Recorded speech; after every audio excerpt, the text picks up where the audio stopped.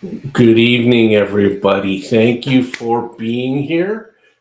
Today, we're going to talk about how managers add value, and you're going to find out something I'm very passionate about, something I have a lot of opinions about, and a lot of experience with.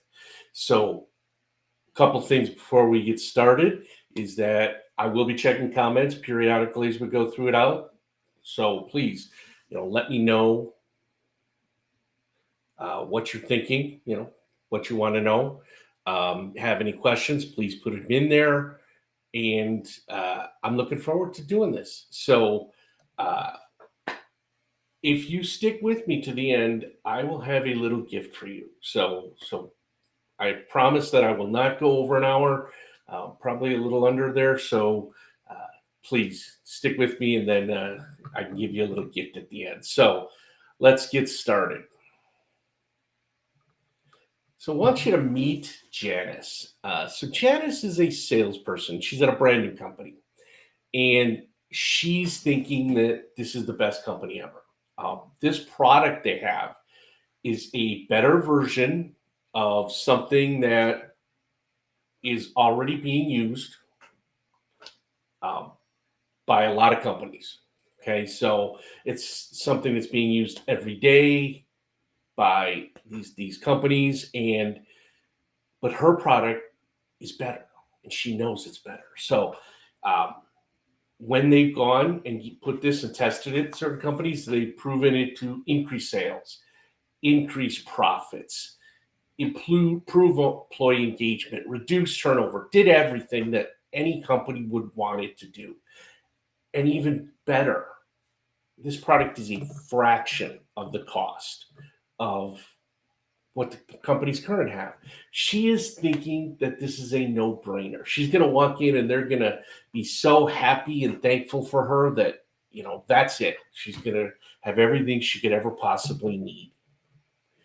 But that isn't really what's happening. She's going in and she's not getting a lot of sales, and she's trying to figure out why. And here are the things she is hearing. She is hearing, we already have something already. And then she talks about all the benefits and everything, and nothing happens. She says, but it's better and it's got all these benefits. And they're like, we'll stick with what we have. Other people are going, we don't think that product is that valuable. In other words, we have something, we're just not going to spend money on it. And then there's other people who even say, you know what, we use that product every day in our company, but we're just thinking of getting rid of it. And obviously, Janice is completely freaked out by this. She can't figure out any of it. And in reality, what you're seeing is what companies are doing with managers every day. They're looking at this product, and when we talk about manager training, it's we already have something. Even though it doesn't work, we already have something. Or they're just saying, you know what, we just don't invest in the managers. We don't have the money to invest in the managers. Some companies are even saying, you know what, we're thinking of just getting rid of our managers, which is crazy, right? But that's what you're hearing. So, what I want to talk about is, when you think of a successful company and you go, what are the key elements of a successful company? What makes a company successful? And you're going to tell people, some people are going to go, well, it's a strategy, some culture, market position, product offering, execution. You're going to hear any number of things. You probably won't hear many people, say, you know what? It's the manager. Manager is what makes the company successful regardless. And I'm not even going to make that argument. And I think managers are incredibly important. What I will argue, and what I don't think you can get any disagreement in, is managers are undervalued. They are probably the most undervalued part of any organization. And that's a problem. You're going to see that throughout this whole presentation. So let me make my case for why managers matter, right? Why it's such an undervalued thing. First, if we look at this and we go, you know what? Every data point we have says employee engagement matters. It matters in terms of, you know, Sales matters in terms of revenue. It matters in terms of employee engagement or employee turnover or effort that they give you, discretionary effort, all these things. Employee engagement matters. If you have high employee engagement, you're going to be in the top 25 or 10% of your industry. We also know, based on some great data done by Gallup, that managers have the biggest impact by far on employee engagement. And when I say by far, I'm talking it's a huge amount. According to Gallup, and just so you know, Gallup said this was probably the most definitive, stunning finding they found in their 80-year history. They said that employee engagement, managers impact that up to 70%, which means that 30% is everything else, like salaries, benefits, remote or hybrid, ping pong tables and pizza parties, whatever you want to put in there. Those are all in the 30%. That manager is more than double everything else put together. So employee engagement matters, and we know that managers have the biggest impact. We also know that today's managers just aren't that good. And we see that in a variety of ways. We see stats like, over 50% of people have left a company just because of a bad manager, or primarily because of a bad manager. 30% of people say that managers are toxic in their organization. Just the fact employee engagement, if we look and go, employee engagement is the metric and managers impact it, and that number has stayed static in the high 20s to high 30s for over 20 years, tells us these managers aren't getting any better, right? That's a problem. So we know that, managers have all these things to do, and we put managers in a bad spot. Let's be totally honest. Organizations promote the wrong people to be manager. What they do is they promote that great individual performer, say, okay, you've been doing great. Here's your reward. You're a manager now. We think that's a promotion. It's not a promotion. It is a brand new job. All of the skills you needed as that individual performer become less important. You're leading people now. You're leading a team. You're not an individual performer. So we're picking the wrong people. We don't train them. One study said that over 75% of managers said when they started their role, they did not get any training.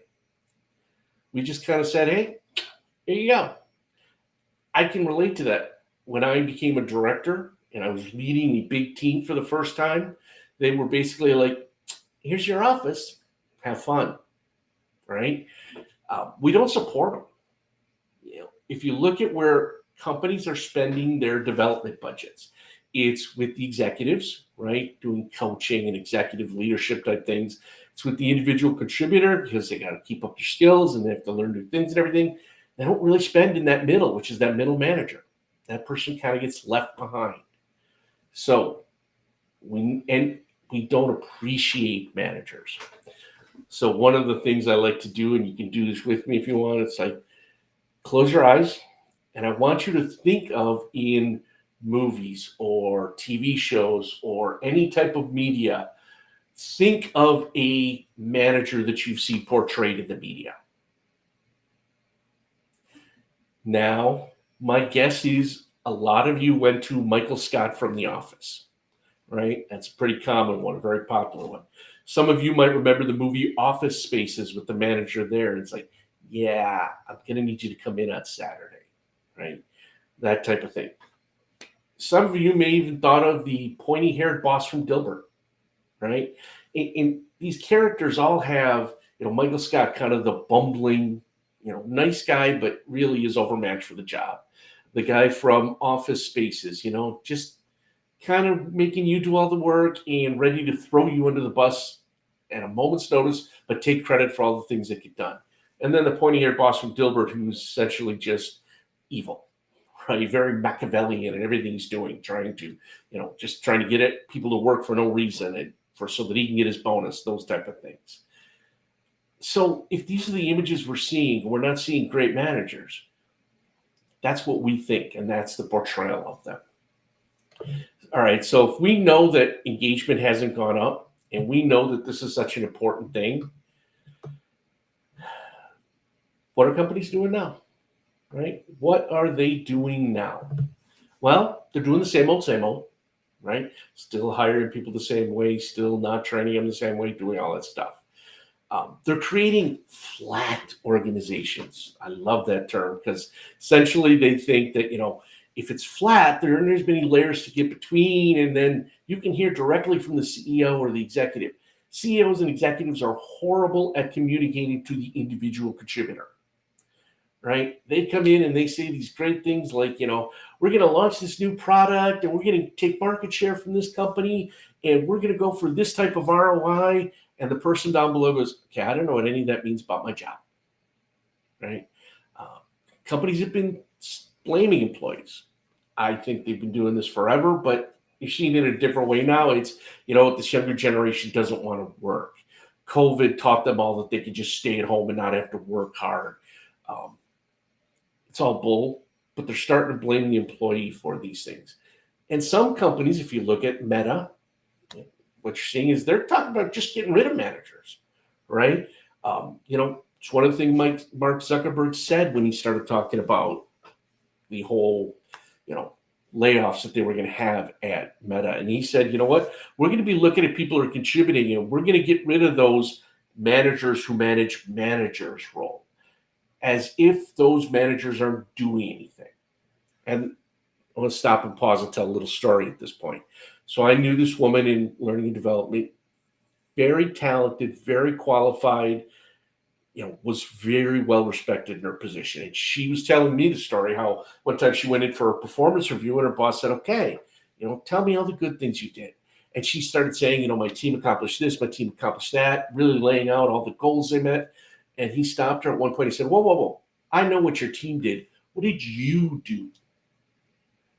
And she just kind of stared at him because the implication was her team did all this work and she was just taking credit for it and she didn't do anything.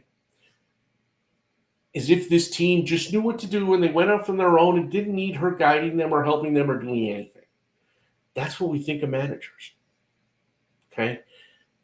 And those are big problems because if we keep this up, engagement's going to stay in these pathetic numbers that they are. Employees are going to quit more often. Now, we're hearing right now employees aren't quitting as much. That's not because they're happy or they're engaged or they want to. It's the market sounds great. Is that a great retention policy? We want the job market to be bad because then we'll keep you. But then the second it gets good, we're in trouble. Okay. People are going to stop caring about the org even more. That level of caring about doing, working for the organization and having that connection is going to go down even more. And we're going to find out even worse things. One of the things I think you're going to see is this shift from, feeling you're part of the organization to really kind of making it very transactional. And we're starting to see that now where I believe it was Dell said to people, if you don't come back to the office, they were all working remote. If you don't come back to the office, you're going to be, ineligible for promotions. Like 50% of the people said, that's fine, right? They had no vesting in it. So all this sounds dire, right? And it sounds like I'm being negative and everything, but really, there's a lot of good news too. The first thing is employees will respond to a great manager. Okay. It's that simple. They will respond to a great manager. If you ever talk to an employee and, you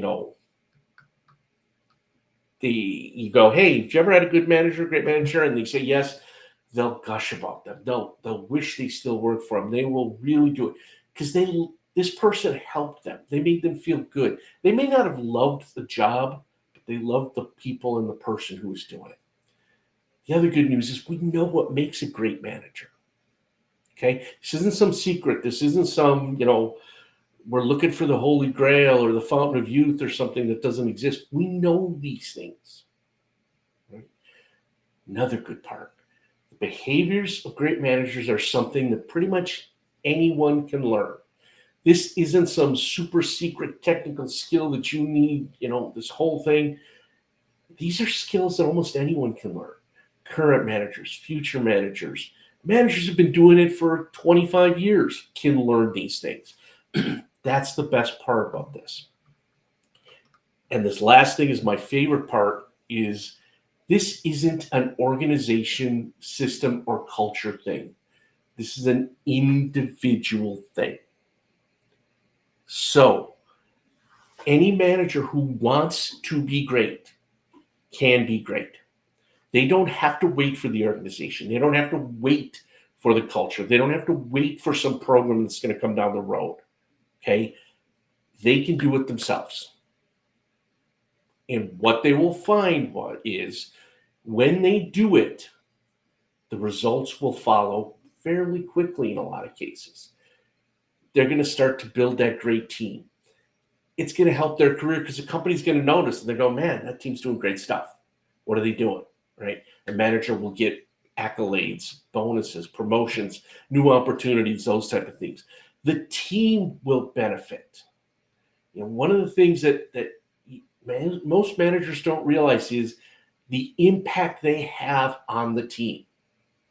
Okay? If you come home and you're complaining, this work, you come home and you're doing what you're supposed to, which we all do, right? A lot of times that's because of the manager, right? Imagine if you come home and go, my manager was so great today, help me with this and that. That would be awesome, right?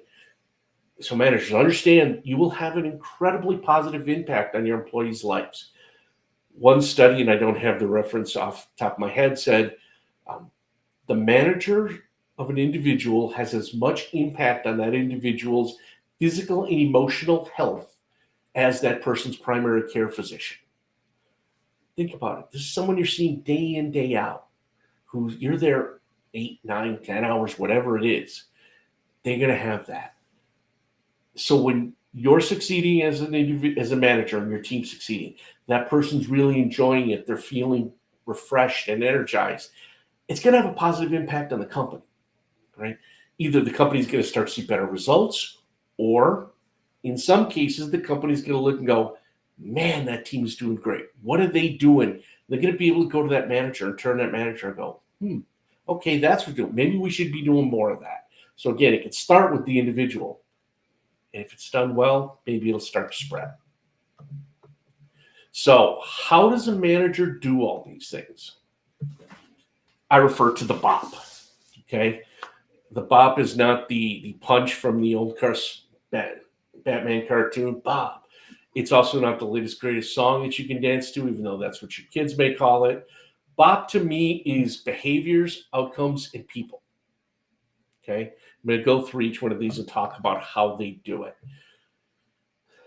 Great managers focus on behavior first. Okay. Behavior is kind of I don't want to say it's a tricky concept, but it's one that a lot of us, it doesn't come naturally to us. So, perfect example, I talk to managers and one manager will go, I didn't give feedback to an employee today because they weren't paying attention in a meeting. And I'll say, okay, how'd that go? Didn't go well. They were arguing with me and pushing back and this and that. And I said, well, how'd you deliver the feedback? And they said, well, I told them that they weren't paying attention and that paying attention was the expectation and that I would expect them to do better next time.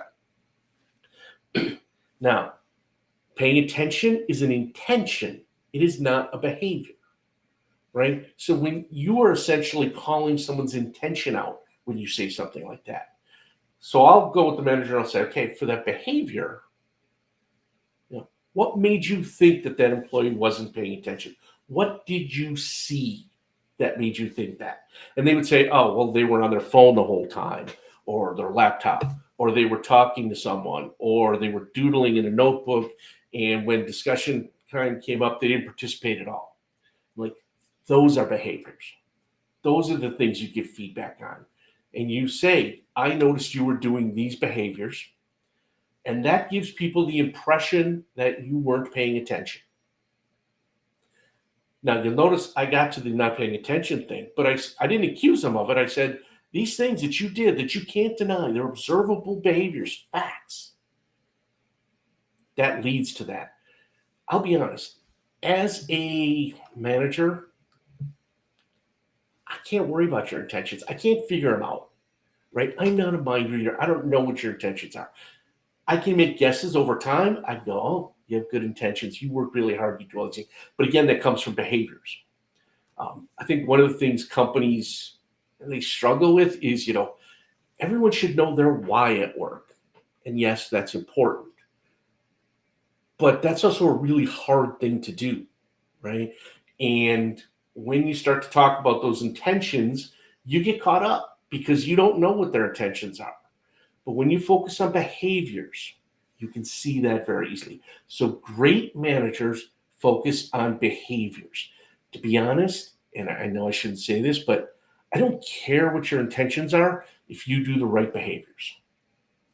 Because eventually your intentions are going to become better. And I don't know whether they're good or bad, anyways. Right? I'm going to focus on your behaviors. So great managers focus on behaviors. Right? Let's talk about the outcomes.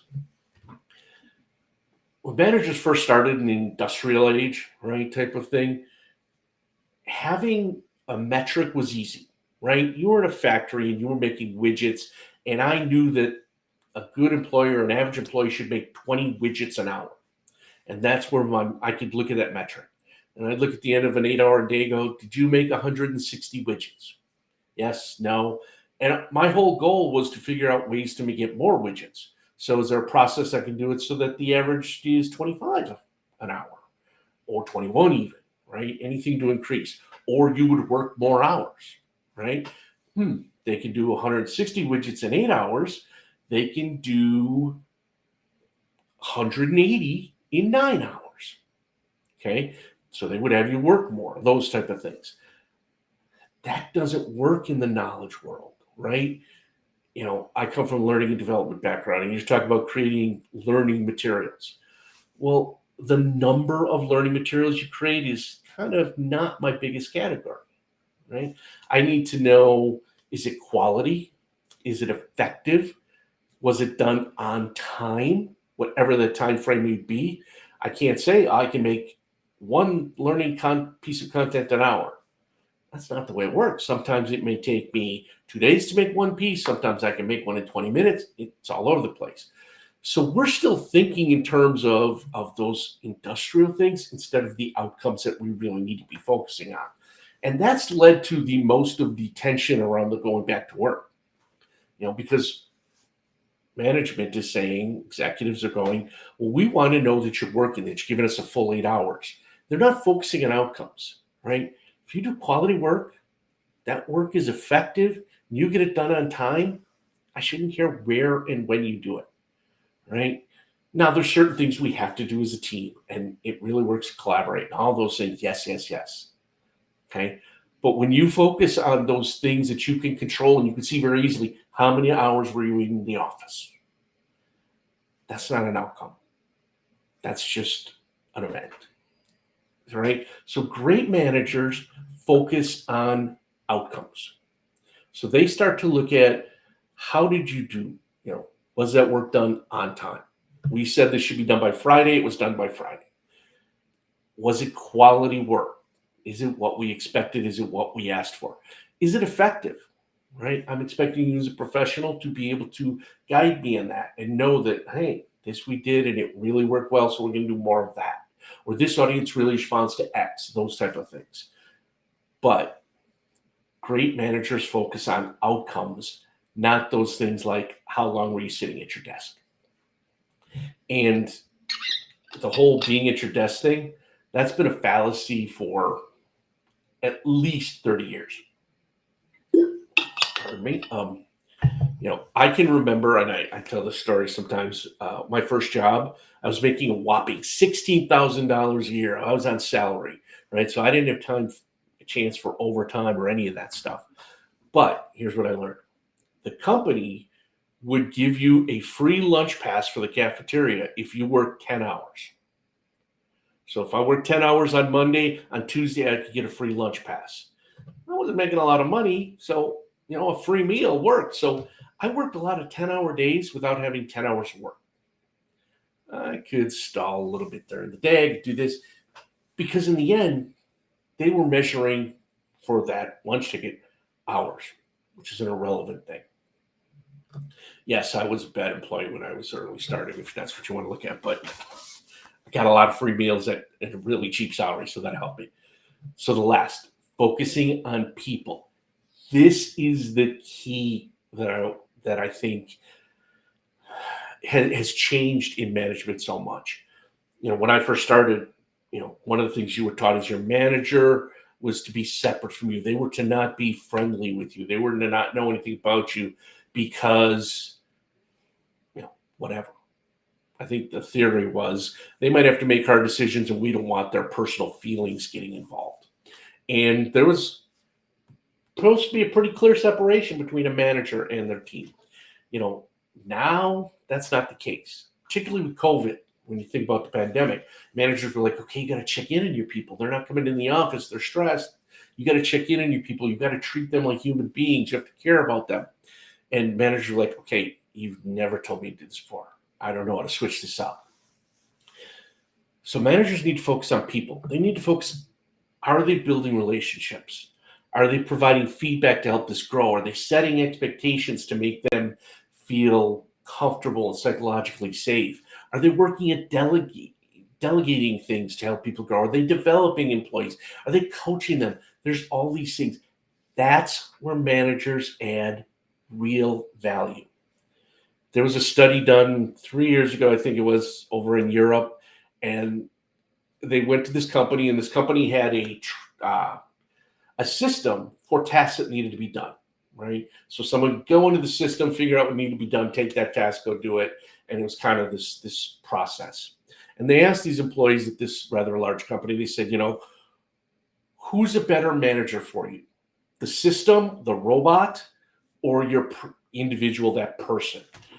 And when it came to tasks, right, that they needed to get done, like 65% of them preferred the robot. They said, look, my manager doesn't add value to that. I prefer to just talk to the robot and not have to talk to that person. But they said when it came to things like needing empathy or having questions or needing support, they still loved having that manager there. So we need to think that the manager's role has changed from teaching a skill and task-based, right? Assigning tasks, making sure tasks were being done on time, those three things, to the people aspect of it. Again, are you building those relationships? Do you know where they want to go in their career? Do you know any stresses they're having, right? Stuff going, good or bad at home that might be impacting them, all these type of things. And again, this, when I go back and I said, those individual contributors maybe not be the right people for managers, that's because they probably got to where they were for very technical skills. Even salespeople, which are people skills, right? It was a technical with the sales process, being able to understand at a certain thing. Well, going to a team now is a whole different world. Okay. So we tend to promote people to need this particular skill without ever thinking if they truly have it. Okay. So great managers focus on the BOP: behaviors, outcomes, and people. Right? If you show me someone who's really good at those three things, I guarantee you that person's a great manager. Right. Now, behaviors, outcomes, and people. I talked about some general things. Obviously, there's some specifics that go into it. And, it's one of the things I teach when I coach and I run my classes is all of these things can be learned. I can teach you how to build relationships. Even if you're not a great people person, I can show you the things that you need to do. And they're not hard. Any manager can do it. Any individual can do it. Again, don't wait for your company to do it. They're not. They're going to let you flounder. I'm sorry. That's just truth. I'm not trying to be harsh. That's just reality. That's what we've seen. Okay. So decide if you want to be a great manager. Okay. When you do, and you do these things, again, your team's going to get energized and they're going to recognize and appreciate you because you're recognizing and appreciate them. You're going to get the accolades from your company. They're going to say, hey, this guy's results. Look at his, if you do an engagement survey, they're going to be like, man, his team's like way better than everyone else in this engagement survey. What's he's doing? And the organization's going to notice, and they're going to start helping it. When you don't do these things and you decide, I'm just going to be the same old manager, I'm going to be the same old person, I'm going to be just like Bob, who's been doing this for 30 years, because he's been doing it for 30 years. He obviously knows something. You're not. And you're going to be physically and emotionally hurting your people. And to me, that's the best part about managers, helping people, really seeing that team and watching them grow and seeing them succeed. I just love that. I know that I can't do that as an average manager or a good manager. Okay. So a couple things. If you want to look more into this, if you want to go, you know what? Yeah, how can I do it, Brian? I want to know it. Well, I want to tell you, I've got the Great Manager community. Okay. And this is a little community I've started where I try to gather a bunch of managers where I share some of my expertise and some of the things that I know. And the community kind of does this whole thing where we support each other, right? Again, just because I said you can do this individually doesn't mean you don't want people who you can talk to, commiserate to, ask questions to, right? So I've created this great manager community. And the great part about it, there is the link on there. If you go to btoconsultants.substack.com/subscribe, you can join. There's two different subscription levels. There is a free level where you get uh, a blog post on Mondays and you get the newsletter on Wednesdays. Those are all free. Anybody can get those. You can comment. We can have all these things. There's a paid membership. It is $50 a year or $5 a month. With that, you get a couple extra videos during the week of me sharing some things. Another post on Friday where I kind of talk about some key in the news things that you might see and how that impacts managers. So you've always got that option, and I really encourage everyone to join that. The bigger we get that community, the more we can help each other and spread the word. I've also do individual coaching, right? So if you want, you can always contact me and reach out to me either on LinkedIn or through my website, btoconsultants.com. And, we can talk about coaching. And what I do with coaching is I've got my program, but I don't just go, okay, you're going to go through the program. We spend that first session where we say, okay, let's talk about what you specifically need. Let's figure out, we create a customized program. So after that first session, I kind of look, okay, this is going to take us, 6 weeks of doing this. And here are the topics we're going to cover, because that's really where you need to go. And it's very customized and personalized. And I'm also excited to announce that in the coming weeks, I'm going to be releasing some on-demand courses. So for each one of these behaviors that I think a manager has to have, like giving feedback and setting expectations, I'll have a course that you can take in, those will be a fee for that course. But I'm going to try and work it so that I can make that a very manageable fee. But it'll help give you all the information you need to do that, and it'll give you some resources and some extra things. So please, join the community if nothing else. I'd love to have you as a free subscriber or a paid subscriber. It was even better. And then if you need some coaching or you want those onto my classes, let me know, and we can work on that. So I'm going to take some questions. If anybody wants to put some questions in the chat, I will pop those up in just a minute. Usually there's a delay from when you see it to when I see it. But I do want to give you this gift.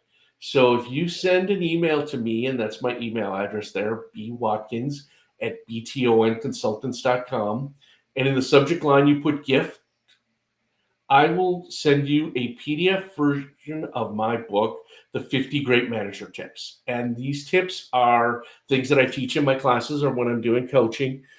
And there's little things. So there's a tip per page that kind of says, hey, here's something you can do. Go try this. Very actionable. Something you can do, whenever. I make it 50 because I assume, maybe you want to do one a week. You want to pull out and go, hey, I'm going to do this feedback tip this week. Next Monday, you could try another one. It's kind of a little game. And they only put 50 in there because they're giving you 2 weeks vacation, 2 weeks off for the holidays or whatever. But yeah, I'd love to send you that PDF. So just send me an email with that gift gift in the subscription, and I will take care of that, and it will come soon. Um, so I don't see any questions. Um, hopefully they aren't in the LinkedIn and not popping into my system. Um, but with that, I will just let you say thank you for your time. Thank you for your attention. Hopefully, you found this helpful and understand a little bit more about what managers need to do to add value as opposed to what they have been doing where organizations don't see a value. And that's a key thing to understand. So, again, thank you. I appreciate all the time. And I look forward to sharing more of these LinkedIn lives. So if you have any topics or anything, send me a DM in LinkedIn and let me know what you'd love me to cover, and I'll be happy to create a session. Have a good night.